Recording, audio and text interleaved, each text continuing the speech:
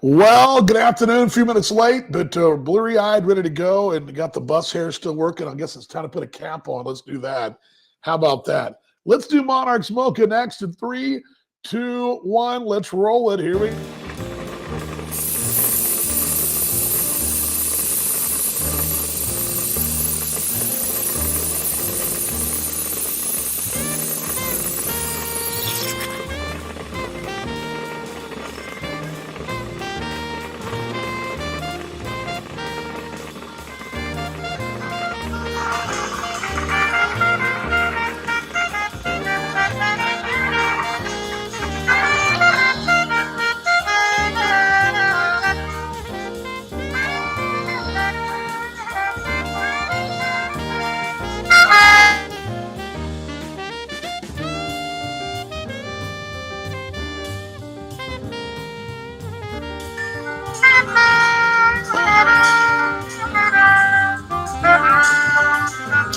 All righty, let's bring this down. I'm trying to get everything kind of sorted here, but let's bring this down.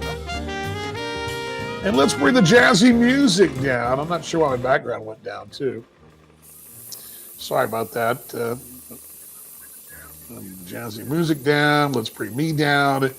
Let's get everything sorted here. Let's get rolling for a good news edition. Happy Tuesday to you. Let's pause the music. There we go to help. Let's bring this down. There we go.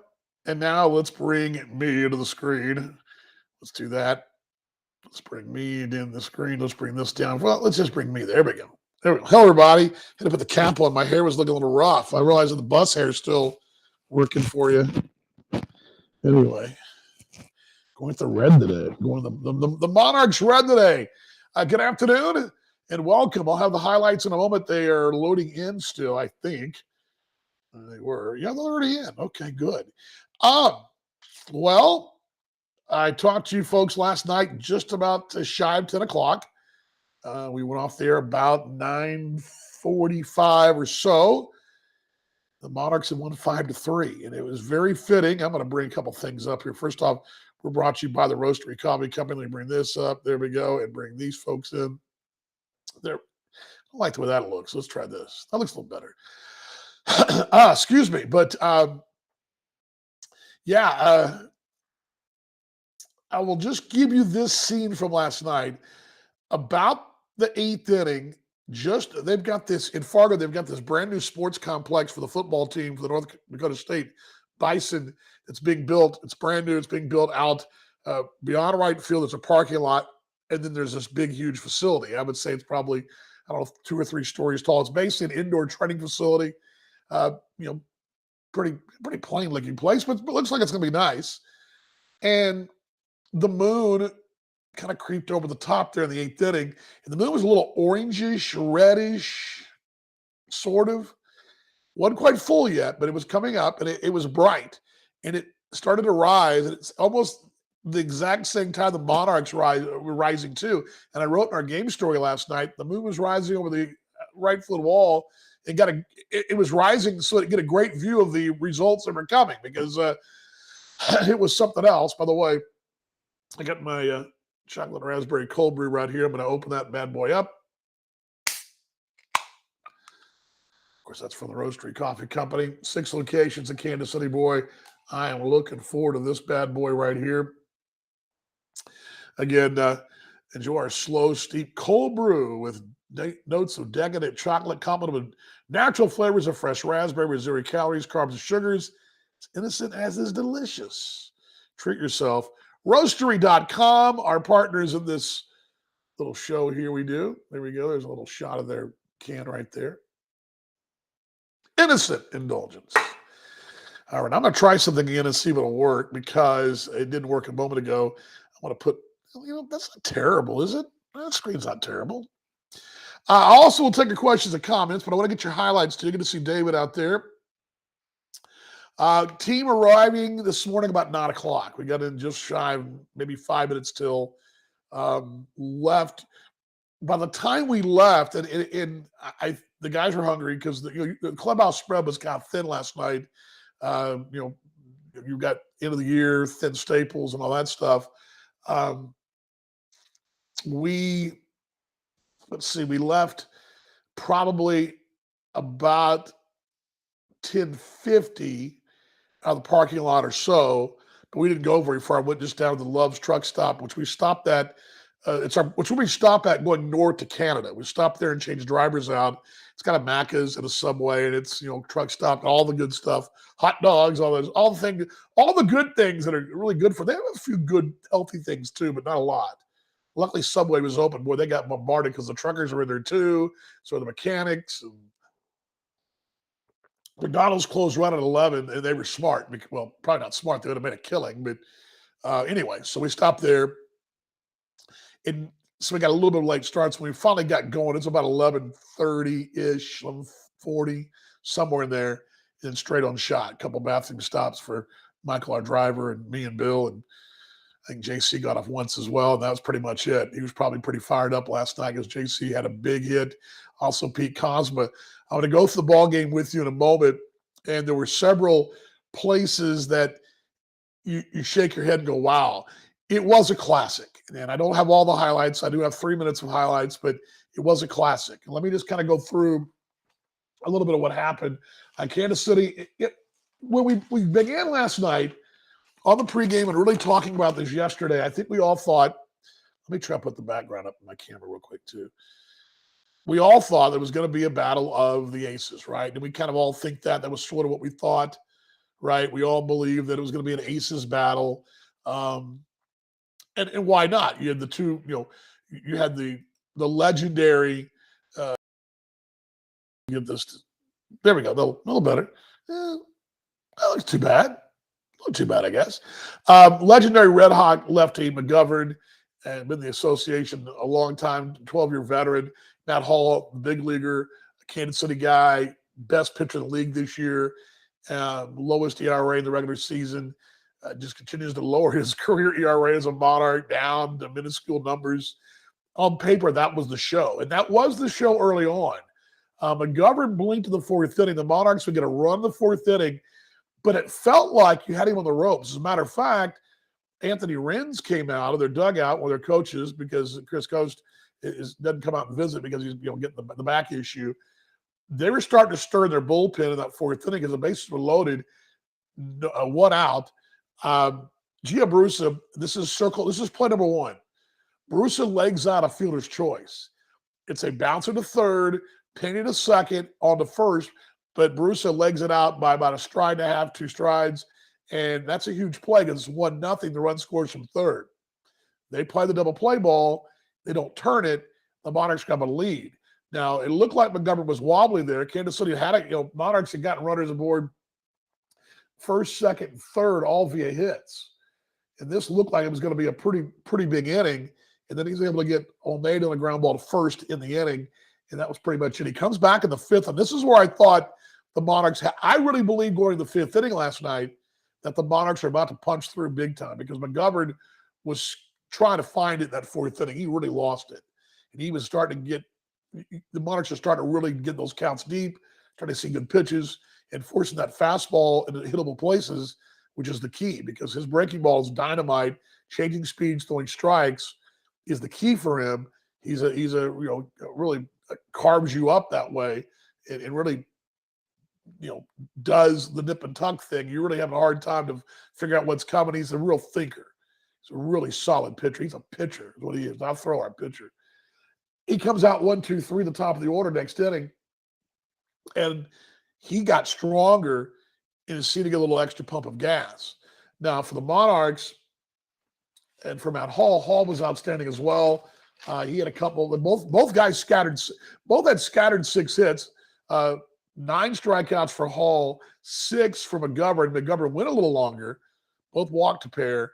McGovern went 7, and Hall went 5 in a third. So, and I was thinking about this last night during the broadcast. I don't know where, and I'm going back to look at my sheets right now. At some point, and I don't know if I think it came in the fourth inning, is where the numbers kind of turned upside down because they were pretty even. As a matter of fact, the first 3 innings, Hall was trending lower than McGovern by about 10 pitches or 8 pitches, somewhere in there. But I believe it was that fourth inning There was a long Leo Pena bat that he struck out, a double for Silviano on a 2-2, and then there was a strikeout of Metzcon on a 2-2. Then there was a deep count for Alec Olin, and they get a ground ball to third on a 3-2 payoff. And I think this is where it starts to, and then the error comes in, and then he has to face another batter, Evan Alexander. He winds up getting a big strikeout in the books at 2-2. That's 4 extra pitches plus deeper counts. And I think that kind of closed the gap a bit in Hall in that 4th inning, but a big piece of pitching for Hall the 4th. 5th inning, Hall also was outstanding. They have trouble aboard. They have corners in 2 down, and Hall gets a strikeout of Drew Ward. It was dandy. And I'm going to show you those highlights in a moment. The 2 strikeouts to Alexander and to Ward, they were just filthy. And that's filthy stuff. I mean, that's a good word in baseball. And then they break through and tie it the 6th. Ground ball to third. Darnell scoops.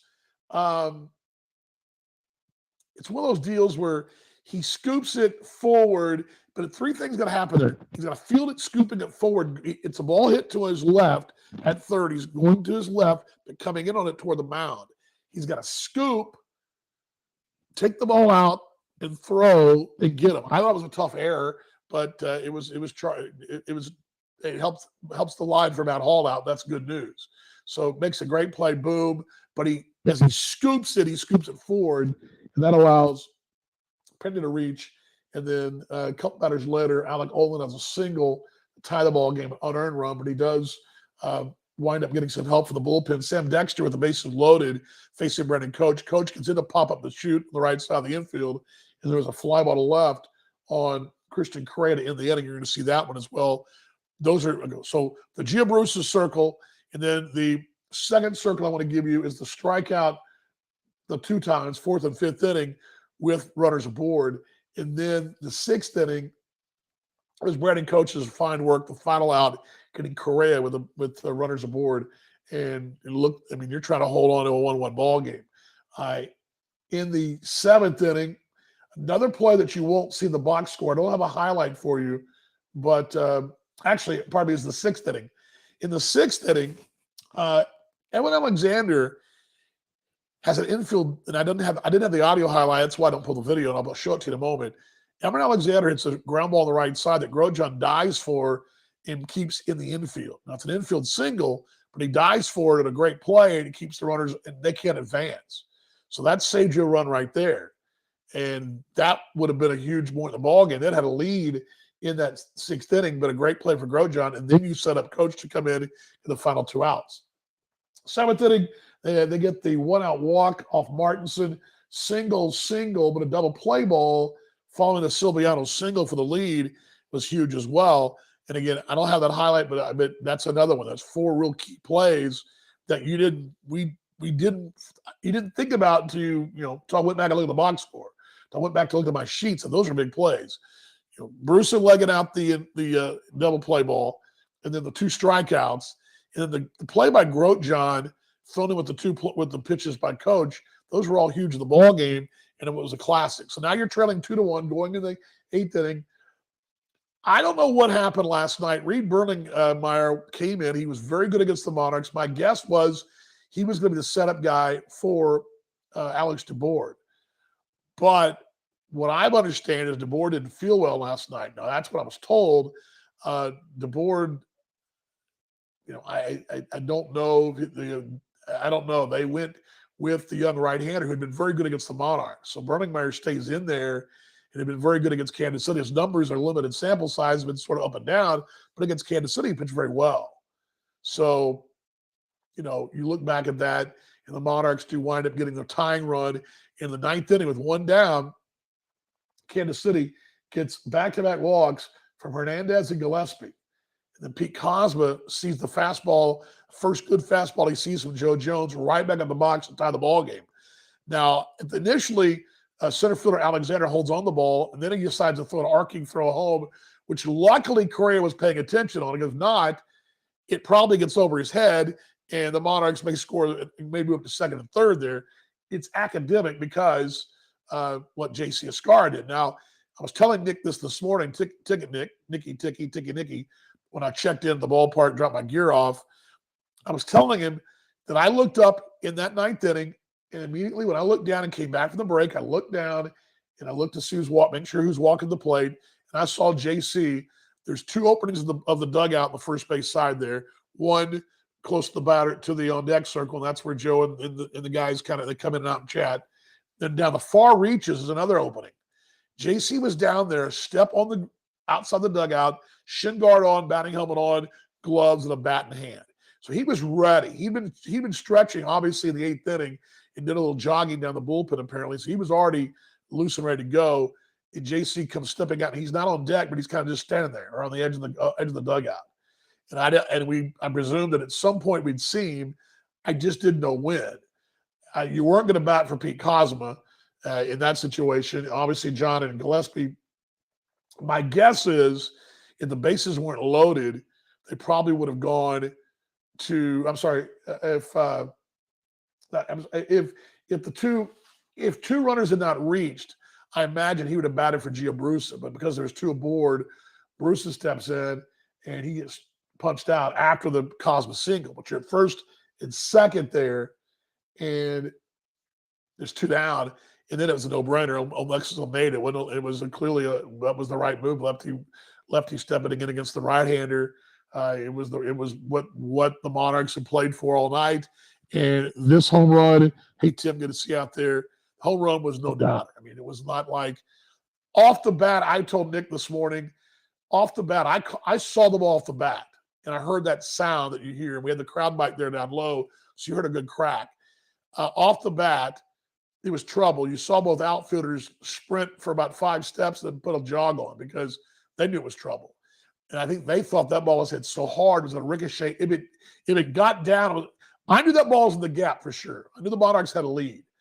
I felt pretty strongly it was going to be a double for sure, if not out of the ballpark. But as I watched that thing, it got higher as it took off. And initially I thought, okay, that's a double, but it kept rising. And I caught that ball rising, and then it cleared to land on the street. And that thing just kept soaring. And again, you watch both Silviano and Alexander's reaction, the brakes go on. I think initially I thought, well, maybe that's going to bounce back and ricochet back toward us. But no way. That thing was a bomb. And from then on, you knew right then at 5-2, a few of the 700 were getting up ahead of the exits. And you knew that, Alex Valdez was coming in, and that was going to be all she wrote. Even though you got a runner aboard with 2 down, he strikes out 2 on a full count. Gets he got Silviano? No, I'm sorry, he got Leo Pena on a full count. So anyway, questions and comments about the ball game. I want to run the highlights for you, so we'll do that here in just a moment. Let me get those loaded in for us here. And here we go. Again, the show is Monarchs Mocha, talking Kansas City Monarchs baseball here on a Tuesday. Monarchs are going to play game 2 of this best of 3 tomorrow night at 6:30. Talk more about that in a moment. How about last night's highlights? I'm going to roll them for you, just let you guys see them. Then I kind of walk you through it, but I want to let you guys see them and hear it. This is actually my radio. You would have heard this on the AA baseball stream, but it was a little overmodulated on the video side, so I went back and re-edited it. That's why I was a little late this morning. Threw the radio call back in there. It was a little not as modulated, but it sounds slightly. They both sound the same, but just a little better levels. That makes sense for you audio files out there. All right, here we go. Last night's good news highlights from Fargo.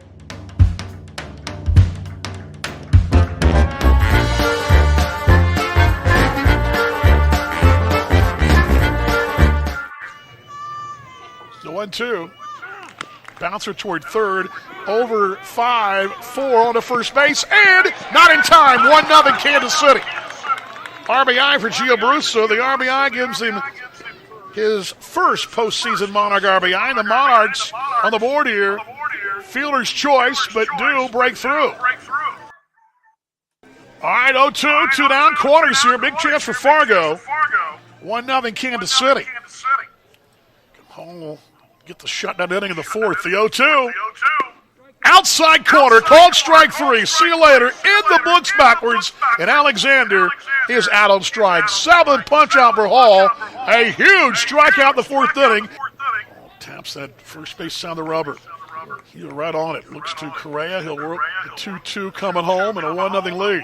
Curve inside corner, called strike free on the front door right there. Oh, man, oh, man. That was a dandy. Oh, man, oh, man. The ball's a strike, the 0-1. Here's one hit out toward left. But Robson's there. 2 steps back, makes the play, and the inning is over. Boy, what pitching right there as well by Brandon Coach. They get a run the inning. It's unearned. Looped out toward left center field. That'll drop for a base hit. They'll wave the runner around now. Here's a throw coming up. It's 2-1 Fargo. Oh, man. Redhawks have a lead in Fargo. They're going nuts here in Redhawk land. 4-3 and a 3-7-3 and 55 2/3 innings. First and second, Cosma.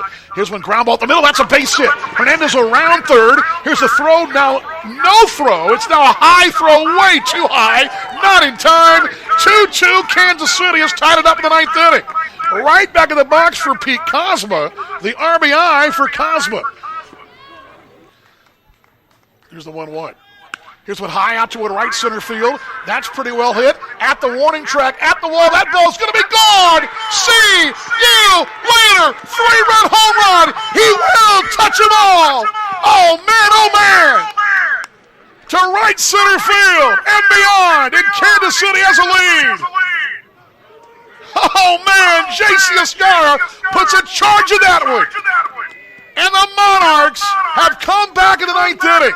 It's 5-2 Kansas City. Oh, man. Oh, man. Tying run on deck. Valdez is set. 3-2. Hit out towards center. Malik Smith will come in.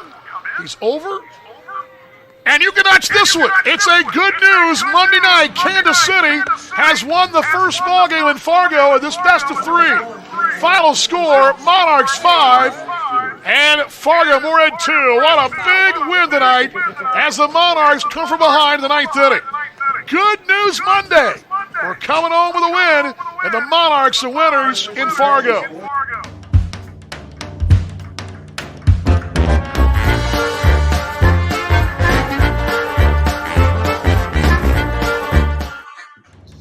DB doing his music impersonation. Thank you, Brandon. Appreciate it. My voice kind of cracked a little bit.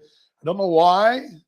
I had 2 cold brews in the booth and some water, but it cracked a little bit. I don't know why. I got a little high and cracked. I don't know. It did crack a little bit. Going nuts, though, but appreciate it. Thank you for the kind words, Brandon. It was not my best moment, but it wasn't my worst. I've had a lot worse. Again, the little crack is what's going to probably be forever sort of, I'll say sort of, but sort of remembered, I guess. But let's see here. I'm going to try to do this. Trying to do this. Yeah, that'll work. That's fine. Just trying to get that down around. Anyway, thank you very much, so Brandon. And questions and comments about last night. 5-2 winner. It was a classic. I don't think. I don't think I knew what to really expect, although I knew both pitchers would be really good. And that's all I really knew. My knee-jerk feeling, and I had this knee-jerk feeling, is I thought the Monarchs would find a way. And I really thought last night it looked like that they were going to be a short end of a really good game, because that was a good, even at 2-1 Fargo winner, if they win it, still a phenomenal ball game. And you would have been tipped your cap to their bullpen. But, we forget how deep this team is. And, the funny thing about it too last night, if you were listening on the radio or watching us on AA Baseball, especially on the radio side, you'd have heard us debating the whole Almeida-Escara thing. And what I mentioned was, because the lefty was starting against the Monarchs in McGovern, that meant Alexis for sure is going to get the nod, especially with Hall pitching. That seems to be what they've done. Now, I haven't gone back to look, and I will go back and look at his last few starts. But Joe had told us that he really felt like this team sometimes a little left-handed heavy, and that can be troublesome for the offense. That's why I told you guys yesterday at Monarchs Mocha, I expected Brusa, Sweeney, and Gillespie to all be in the card last night. And if you would have gone with, let's say, Ascara plays last night, even the DH, he's a left-handed batter, right? And the Monarchs, had already had Robson in the card as a lefty. Already had Malik Smith as a lefty last night. Who else? Lefty, Grosjean. So your three of your top four in the order were all lefties. A switch hitter, Sweeney. Your bottom of the card, which Cena produced last night, was the right side. Ooh. Yeah, I appreciate it, Brandon. Appreciate it, mate. Appreciate it. It's funny. I don't know what your house was like last time. I know you got the youngins, but Nick was telling me at the ballpark today, he was listening, and he's got the little one, and JJ's just over a year old, celebrated your birthday, back in May, and he was trying to not scream and holler and not wake him up, and he was like in his game room trying to, he closed the door and down in his, they just moved to a new house. He's probably, I envisioned body boxes, like screaming as hard as loud as he could, despite, didn't want to wake the kid up. So, but yeah, it was a good night. And again, I go back to this yesterday. I really didn't have a take. I felt like the Monarchs would win the ball game somehow, some way. And it's sort of what I told Rob Paneer and Kevin Luco a week ago in Lincoln. I told Rob again on Sunday when I taped his show, is that the usual suspects in this club is everybody, right? Because really this club's so stacked that the easy bets will say, well, John Hernandez or, Ron Grosjean have been, those are the guys, Darnell Sweeney, right? Excuse me, and rightfully so, all-night bus ride. But, Bruce, RBI, that's a big play last night. You get the run to get the early lead. That's a huge run. And then, JC, who's been steady in that card when he's played. Again, this is sort of the grab bag I thought of, and this team really is a collective. And it can be anybody every night. It's not like, for example, and I use Winnipeg as an example because Winnipeg comes to mind with their loaded lineup. But David Washington and Max Murphy, those two guys, for the most part, have carried that club this year. And you get through those two parts of the lineup, and you're like, okay, the Monarchs had hurt you in so many ways. And I'll just say JC does play last night and starts. He's your number 9. He probably doesn't bat 9th. But he's up there. It doesn't surprise me whoever delivers, right? And I thought about this morning on my walk. I was thinking about Dylan Harris. Maybe that play makes on Labor Day. This is a collective. And when the Monarchs took some big pieces away, they've gotten stronger as a collective in other areas. We're adding speed, adding bullpen pieces. As a collective, they've gotten stronger. Surprised the kids stayed asleep while they're cheering. Yeah, I'm surprised too. It was loud.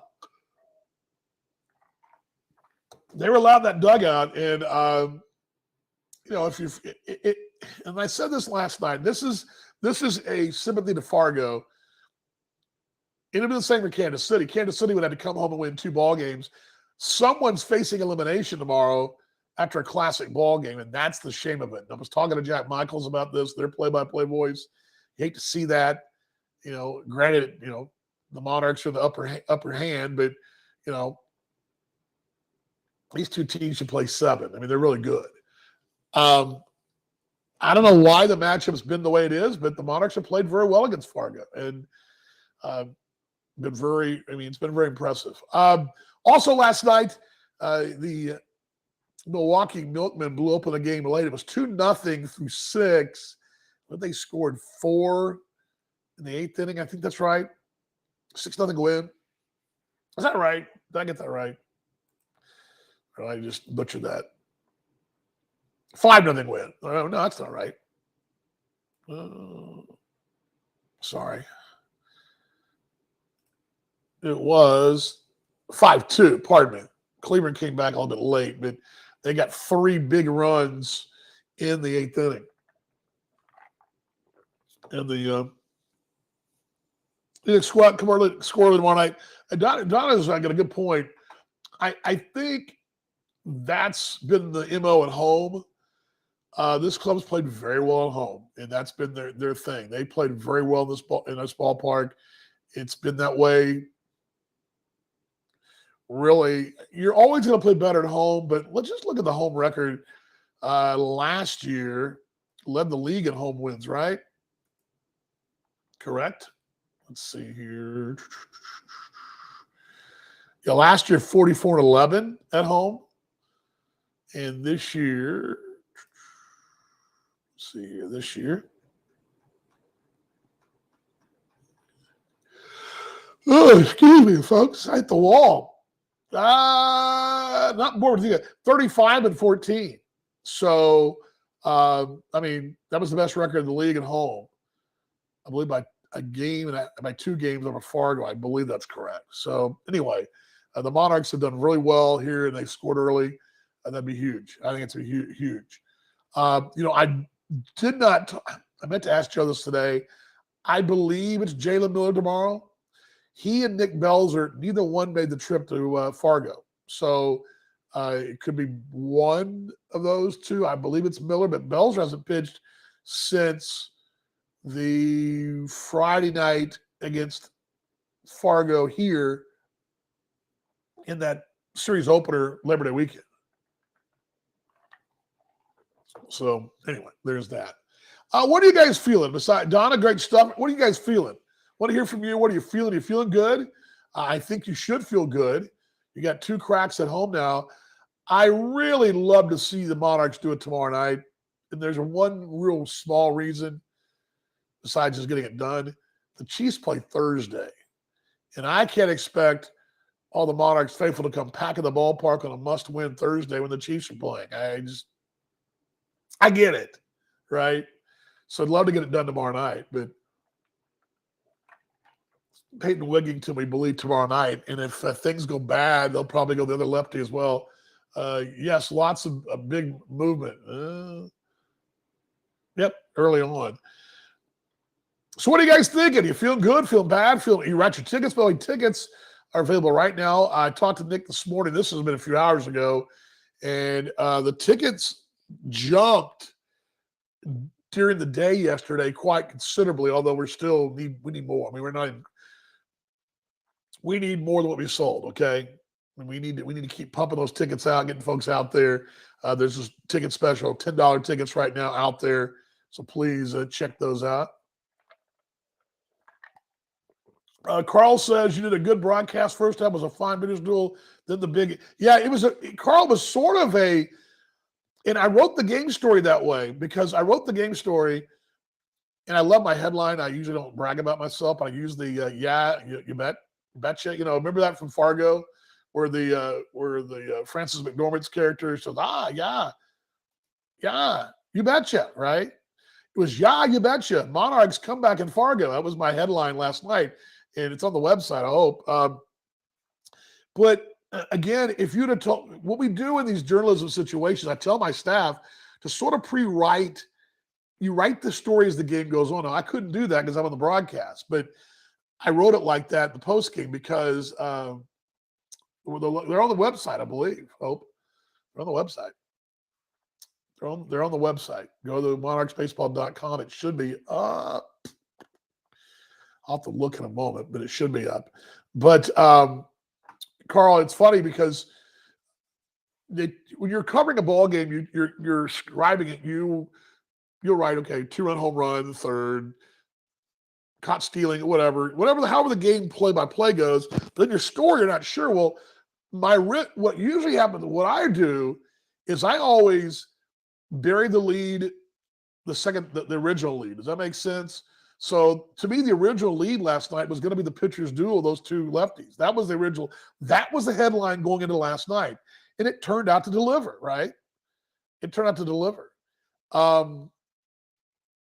the headline was the Monarchs, as the moon came over the top of the right field wall, the moon got a great view of the Monarchs' comeback, and particularly the monster shot from J.C. Escada. And that was what I wrote the story, because that became the story. The night that it became the story, the heroics became the story, because neither pitcher figured the decision. It was all late inning drama. So it's funny how you as a broadcaster, the games like that too, because really when I look back on it, it really had that early pitchers duel 1-0.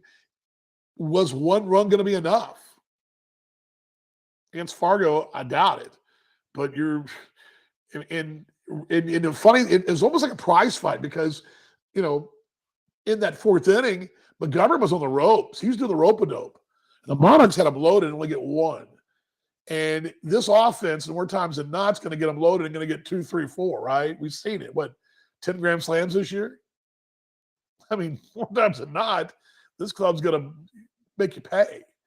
And I believe I don't have it on me, but the Monarchs are batting, I believe, with the bases loaded and 2 outs, right at 397. I think that's right.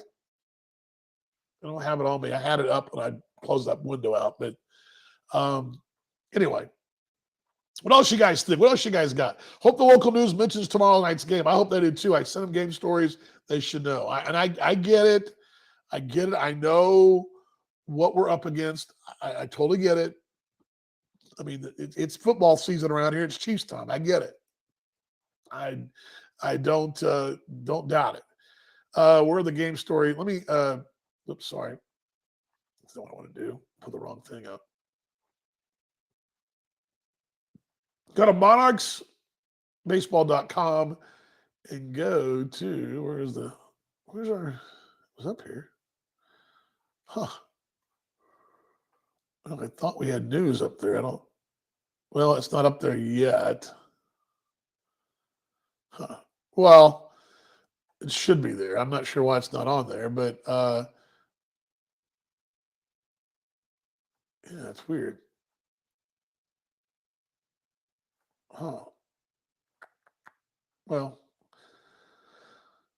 I don't know it's not on there. I don't know why it's not on there, but the game story is not on there. And I wrote a game story in the bus last night that's not on there. So, but yeah, the Monarchs' last game story is on there, last 2. So, but yeah. Anyway, that's where you find it. Sorry about that. What else you guys got? Anybody else got anything just mind-boggling they want to share? I'm here for a few more minutes, and I'm going to take a nap. I haven't napped in forever. It's I tell my youngest, the nap's the great American invention, isn't it? Carl says, if it goes to Thursday, I'll be there. Division championship game is better than a regular season Chiefs game. And yeah, well, there's that. Again, I'm not trying to poo-poo the Chiefs, so please don't take that fandom that I'm doing that. But he's got a good point. He's got a really good point. A chance to move on to a championship series, win a series. It's going to be a lot less of a hassle getting out of there. I can tell you that. I mean, he's got a good point. I mean, that's any NFL game, okay? I mean, I go to Cowboy games a lot, and it's a pain. It is a pain to get there and a pain to get out of there. It's 40 minutes and no traffic from my house in the same metropolitan area. I live in the city of Dallas in the winter, and it takes 40 minutes to get there, and that's in no traffic. There's no mass transit either. So I get it, man. But here's you know what? I need to put this montage up. I think you guys can see it. This is what I posted. Let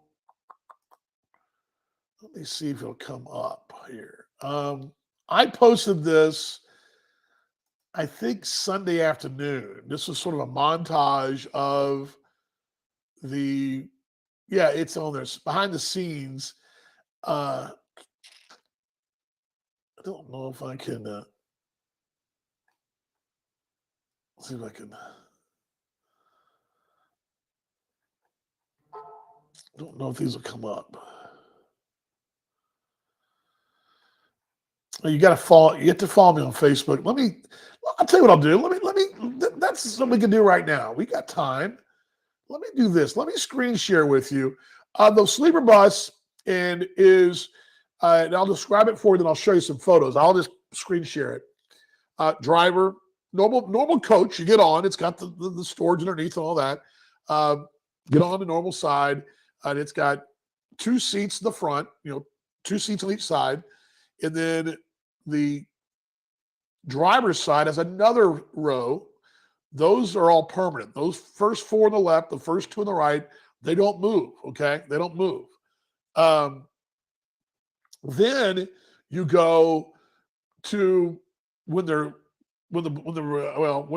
bunks are down, they make into lounge seating, right? They face each other. It's like a lounge seat, and they're bench with padded seating, padded back, and they sit 2 people comfortably, but they're not bucket seats. They're not reclining seats. They're long bench seats, and those go face each other, and you've got them going back. Well, on the left side, the non-driver's side, or be the right side, but when you're looking at it, if you're going down the aisle toward the back, there's 1, 2, 3, 4 of those, I believe. On the right side, it's a little bit further. It's a little stagnated, but there's the same thing going back. The other permanent seats are in the far back of the bus. There's a row in the back that's got permanent seats. 2 are a nice, tall seat. That's a tough seat. I rode there last year. They are stacked. You know, the bus. What you're talking about? I think that's what you're talking about, Donna. And I'll show you some photos here in a second. Just see a Dan out there as well.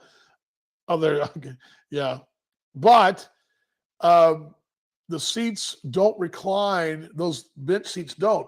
But what they do is they're able to, they pull up, they make a bed, okay? They make a bunk. They make 2 bunks. And those seats, you flip the backs, you raise, what you do is they're like this, okay? Like an L. And the back of it raises up. You hear a bracket raise up. It turns, and the one opposite it does the same thing. It turns, and that makes a top bunk. In the bottom of that bench seat, they make a bottom, and that makes you 2 bunks. You've got a bunk on each side. And then you've got, for Jared Bashar, trainer, between, well, here's how the seats go. Driver, Bill Sobey, John West on the left side. And there's a gap between John's seat and the bunk. And that gap is where Jared Bashar makes his bed. He has a mattress that lays out, and our trainer lays between those and out in the aisle. And then on the right side, I'm the last one to get on, and Joe Capietra has the front seat, but Joe doesn't sit there. He lets me sit there. He makes a bed out between the first row and that first bunk as well. There's a space there. He's got a huge foamed up mattress, got a foam thing, and he does the same thing. So Jared and Joe sleep like this, and the legs out in the aisle, and then Bill and I and John are all in chairs. We all sit up, and the players are all sleeping down the aisles. A couple, usually rookies or the young tenured, short tenured rookies, they will get a shot in the floor. Then usually the rookies are. There'll be 1 or 2 of them laying on the floor. Last night we didn't have that problem because we didn't take everybody up, because we only took the guys. We didn't take only 1 starter, so 2 players stayed back. On a fully loaded trip, you got a couple folks that got to make. They take a eggshell mattress and roll it out the aisle, and you can make another 4 or 5 beds in the aisle. But again, those bunks they make them into beds. They put pads and sheets and all that on them. And I'm going to show you some photos in a second from the other night. You can see them sort of setting them up from outside the bus. Then we get to town. Let's say we get to Fargo for 3 days. We take the bunks down. When we get to town, we take the bunks down, and then what? Oh yeah, Donna. Yeah, okay, yeah. Hope and Donna. Okay, you guys. Yes, you guys are mates to sit on the same side. Yeah, Donna's a rock star. She's cool, and so is Hope. You guys are cool people. Anyway, but yes. All right. So let me screen share this. from, I put this on my Facebook page, but I didn't, I know a lot of you guys don't, and I know it's not, you guys are not, we don't all follow each other, and I get that. I sort of keep that for friends and family. Let me go back here. I want to show you guys, I'm going to screen share this.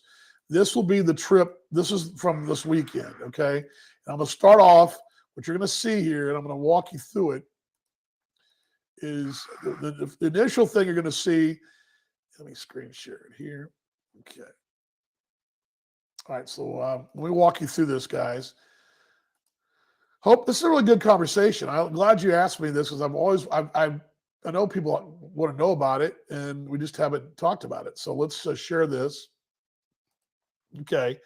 All right. I'm going to give you the first one. Let me bring these logos down here, and let me bring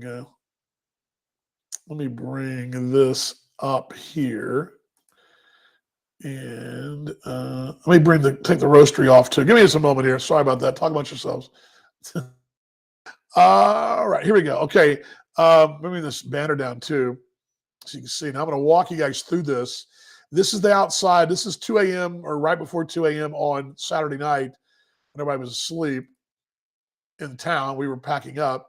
You're going to see here, that's the bus, and normal coach bus. But if you can kind of make out, you can see something in the middle of your screen in the window.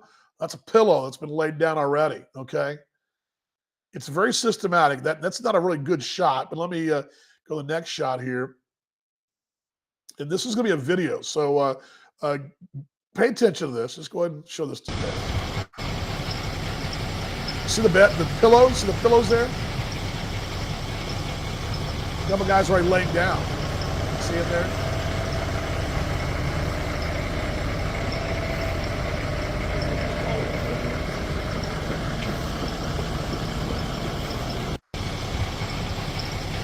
Let it roll again.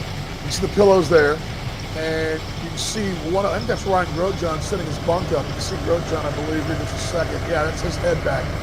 Actually, that was Hartman. Hartman was setting his bed up, and right there, that's Martinson. He's also setting his bed up. He's putting some things above his bed, and he's back down. And you see someone already laying down across the aisle there. So there is the video. That's from Saturday night. Let's go to the next one. This is okay. See in this picture, you'll see that's the JC putting his gear underneath, and that's Martinson. It looks like he looks like he's holding his bag in the air. He's not. His bag's sitting on his bunk. That bunk's laying down. That's how high that bunk is. You can already see, if you look to the right toward the door, you can already see that a bunk in front of him has got a pillow and a mattress already on it. It's got some of these guys will put extra foam pieces on there, and you'll see them do that right there. So there's that. Let's go to the next one here.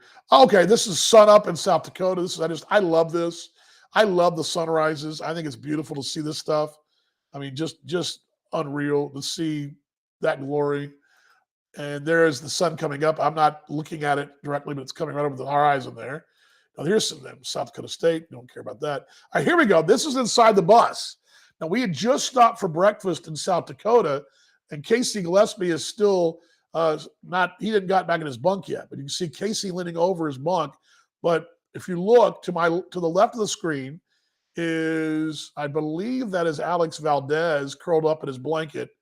And to the right, that's JC's knees, I think. And JC's got his blanket, and those sheets go down over. Now, below those sheets is, I don't know who's underneath there, but somebody's underneath there. There's a bunk underneath those sheets. And if you can see those guys are on the top bunks, somebody's looking at their phone there. Casey's not back in his bunk yet. Then you see them running down the aisle, and you see the very back there's some seats, and of course the guys are laying on their bunks, and then below them is bunks, but I can't tell who's down there. But they've got those coolers act as card tables and also coolers. They're great for card tables as well.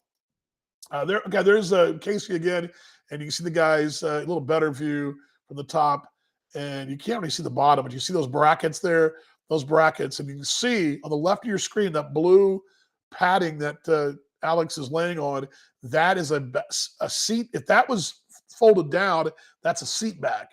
Instead, it's a bunk. So there we go. There's the road. Here we go. Here's the team getting off the bus in Fargo. This was Sunday right at high noon. See some blurry eyes. There's Michael, our driver. He's a legend. Jared. It's kind of foggy. Gio. Wiki.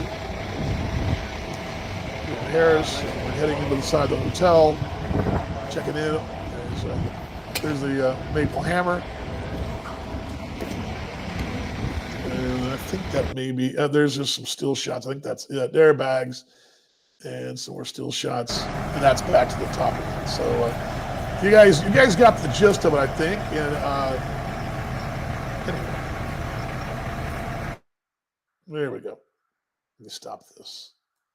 Questions about the bus. I wish I had some shots of the bus without the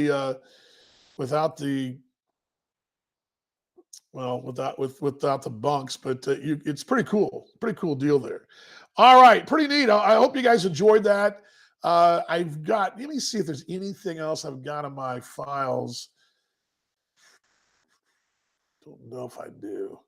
I've got a whole collection I've got collection after collection after collection of Monarchs centric photos, but that probably is the best I can. Yeah, but it's very systematic. You're right. Very systematic. It is a system. You can hear it. And it's funny too. Hope you'll hear those guys make their bunks, and you'll hear them kind of little brackets kind of make a they're a little rust. They're not rusty. They're not smooth, but there's a certain sound. You know they're making their beds. You hear them make the bunks. And like I said, we get to town. We get to we get to Winnipeg, for example. Well, that's a bad example because we don't have the bus. Fargo's a great example. We go to Fargo for a 3-game series. Those bunks are like that when we get there. Once we get there, we come back out to take the bus to the ballpark. Those seats are all set up in the bench style seating, and you're just we ride the ballpark, not in the bunks. But when you're ballpark to hotel, but when we go overnights and heading out of town, we put the bunks up. So it's funny you asked that question too. Last night's a great example. The guys are playing cards. The front bunks were set up. They actually had lowered a card area in the back to have. They had 4 guys playing in the seats, and they had the cooler. One guy was sitting on, and one was the table, and so they had kind of a card game going on back there. But I never venture that far back, but yeah, they do fold them back up.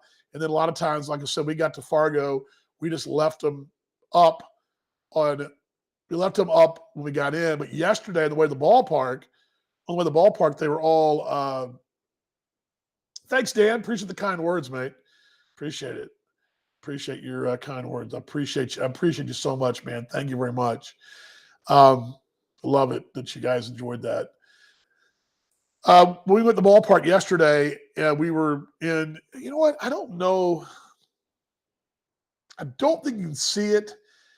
A lot of the videos I shoot in my Twitter page, you'll see them coming off. Actually, I do have one.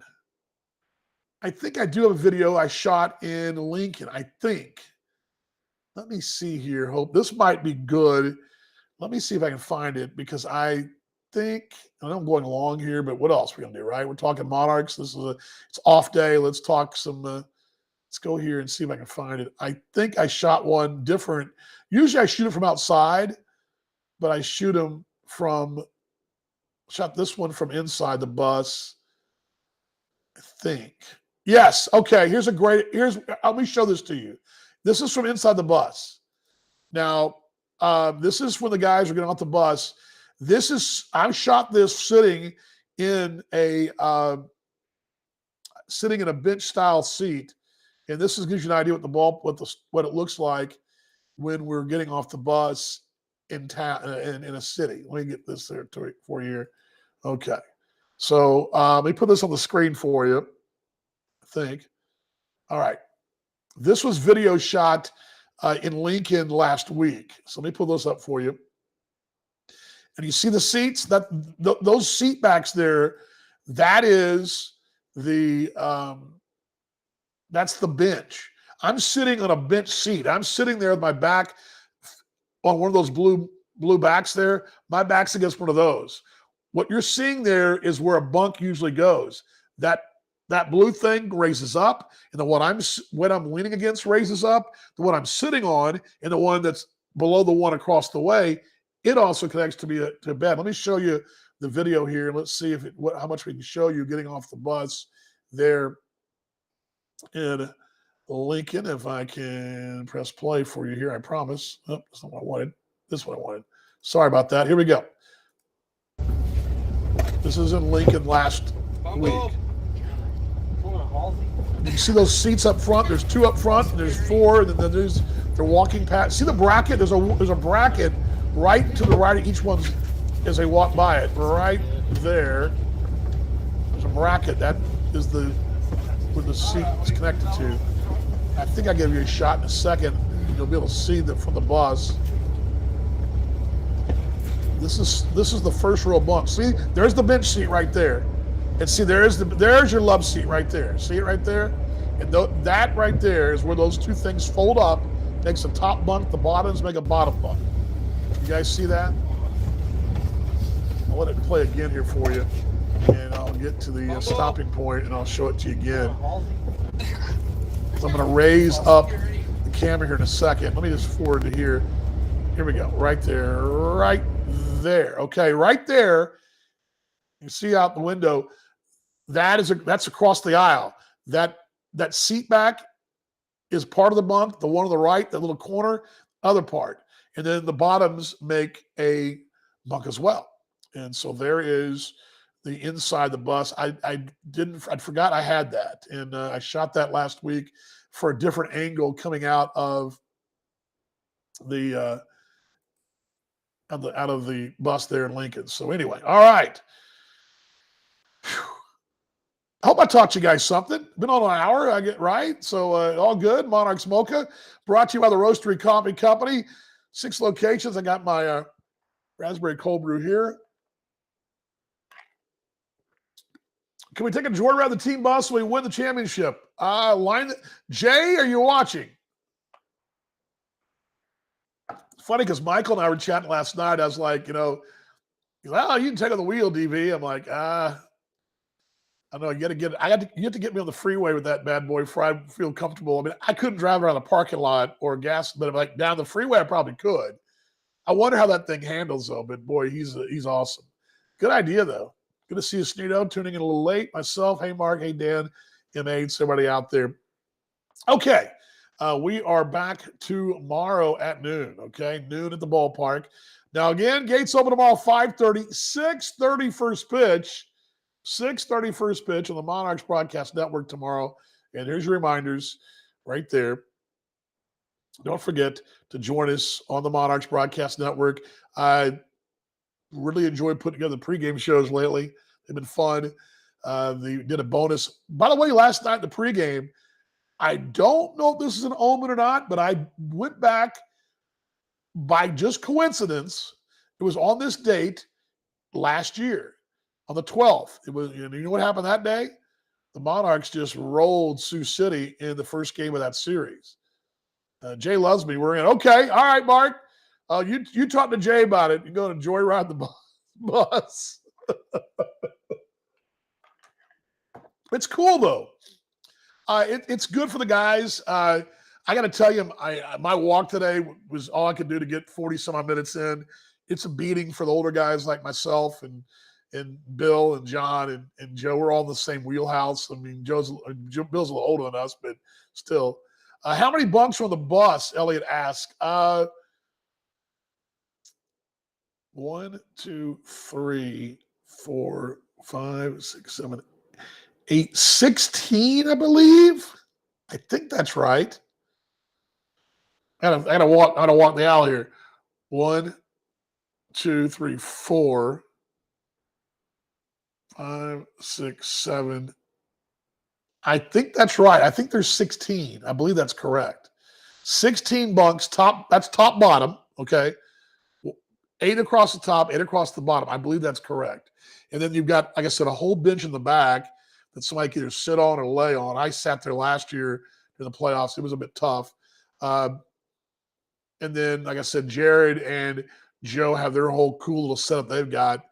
The other three of us sit up kind of at angles and stuff. Although last year on the bus, I slept on the floor all the way back in Fargo in the playoffs. I basically rolled up in a ball and was done. But yeah, I like to drive the bus on our joyride. Okay, there we go. Yes, that memory popped up 13-2. That is what I did I did 2 Monarchs flashback moments brought to you by Coors Light. I did a 1924 moment for Game 7 of the Negro World Series. And then I did a bonus because our American Association report is so small because there's only 2 games, and one of them was us. And Joe and I really are to the point now, it's just kind of get your feelings and let's go. So I've been trying to add some content in there. And I did a bonus Monarchs flashback moment last night, and it was from last year in Sioux City, which that game for some reason just stands out in my mind. It was the Friday night there, and the Monarchs would have gone on to sweep them and would not lose the postseason last year. So, yeah. Elliott can drive. All right. Joyride. All right, everybody. Again, tomorrow. Okay, well, Sneedo, you're legit then. Okay. That's the first time I've heard Sneedo say he's legit. That's the thing. I don't know if that's something I believe, Sneedo, that you're legit. I'm kidding you, mate. Actually, WD-40 had a CDL at one point, but don't believe so anymore. All right. It's a date, Mark says. You guys are crazy. All right, tonight, broadcast time tomorrow. I'll be on the air at 6 o'clock tomorrow. Monarchs broadcast network, of course, on A Baseball TV. We'll be rock and rolling that for you tomorrow night. And then a MixLR as well, right behind it. Actually, MixLR starts at 6. A Baseball TV usually starts when the Joe interview happens. But that's where most of the content is there on the radio side as well. Tomorrow night, 6:30 first pitch, Monarchs and the Fargo Boy Redhawks. And Monarchs win tomorrow night. They'll move on to face the winner of the Railroaders and Milkmen, who going up to Milwaukee. Boy, that's a drive. Now that's a trip. You're going to need several sleeper buses. Now, hope that it's not one of those Nashville tour buses. This is a economy bulk travel sleeper bus. We're not. What was it? Who was it that was in Winnipeg when we were there? Was the Backstreet Boys that they were there? Yeah, the Backstreet Boys had each one had their own bus. So that's my contract next year. I'm going to negotiate my contract. I want my own bus. I think that contract would go well for me. Yeah, Jay, I'd like my own bus, please. Sleeper, master bedroom, satellite, kitchen, cook, all that. That don't go very well, would it? Yeah, check it out. Check it out. I will try to. Maybe tomorrow we'll get those again for you guys. I'll go back and see if I can find some more pictures. I just did a montage for Sunday morning. I thought, why not? I film every time we leave, pretty much. And I shoot a lot of useless shots. And I've got probably 1,000 shots that I won't ever use, but I have them. But one of my favorite things is, and Sunday was sort of like that. Sunday morning, sun coming up, having breakfast there was in Brookings, and a little BK breakfast. And I hadn't had that ever. It was pretty good, actually. This whole breakfast ham sandwich is pretty good. Anyway, I digress. But just having a chat with Bill in the morning and just with Michael and I just talking about whatever, it's kind of cool. Or with John, I love those day drives. They're things I think of in the off season quite a bit. Actually, got some great video from last year crossing the Mississippi River. I'll see if I can pull that up, show you guys tomorrow on this same bus, and then you guys will see that. So anyway, private plane with two. Here you go. I'm all in it. It'll be like the one from Major League. Remember the one from Major League, the prop plane? It'll be what it is. It'll be the DC3 on top of the roastery down there at the right on the drive-through of the factory down there on Southwest. That's what it'll be. By the way, thanks to Roastery Coffee Company for joining us as always. I got my cold brew here. I'm gonna go back get some more. I did have grab some for the office today. Anyway, love you guys. I'll see the broadcast tomorrow. Tomorrow at noon, we'll get you set up for the game. We'll get more of a game preview tomorrow and kind of get the lay of the land, and we will revisit if we need to. I may pull the booth cam. I haven't seen the booth cam yet. I think my reaction was pretty good with JC's home run, but I don't know. I've not even seen it yet. So we'll have to go and pull that. Maybe we can put something together for that tomorrow. All right. Love you guys. Thanks for joining me today. I know it was a little bit late, but we got in at 9. And I'm going to take a long siesta this afternoon. But I'll see you guys tomorrow on the broadcast. Again, thanks to the Roastery Coffee Company, 6 locations in Kansas City. And we are all rocking and rolling. I guess we are done here. Let me move this back here because I got to roll this. All right, you guys ready for some 1, 2, 3 go Monarchs? I know you guys loved it last night. I know you're fired up. We're all fired up. Monarchs are kicking tail. Loving it, loving it, loving it. All right. Here we go. You guys ready? 1, 2, 3. Go Monarchs! I'll see you in the broadcast tomorrow and at noon right here. Everybody tomorrow. There we go. Everybody tomorrow. Here we go. Let's roll the close here. Here we go. Promise. Come on, Vaughn. What are you doing? Not that. Not that one. Oh, my gosh. I'm tired. Here we go. See you guys tomorrow. Love y'all.